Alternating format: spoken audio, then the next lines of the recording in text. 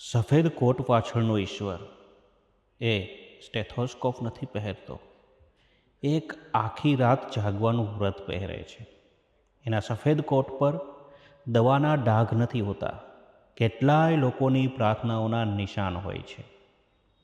એ કોઈ ભગવાન નથી, પણ જ્યારે શ્વાસ અટકી જાય છે ત્યારે એના હાથ જ પહેલાં ભગવાન બનીને પહોંચે છે. એ થાકે છે, હા, એના ઘરે પણ કોઈ રાહ જુએ છે, પણ હોસ્પિટલના હોડમાં રણકતી ઘંટડી એના માટે પોતાના બાળકના રુદનથી પણ મોટી હોય છે. એ દવા નથી આપતો, ફક્ત એક હુફાળો શબ્દ આપે છે, ચિંતા ન કરો, હું છું ને. અને એટલા જ શબ્દથી અડધી બીમારી ઓગળી જાય છે. આજે ડૉક્ટર દિવસે એના ડિગ્રીના નામ નથી ગણવા, એના હાથમાં સચવાયેલા જીવો ગણવા છે. સલામ છે એ સફેદ કોટવાળા સ્વયંભૂ માણસને, જે પોતાની ઊંઘ વેચીને આપણને જીવન આપી જાય છે.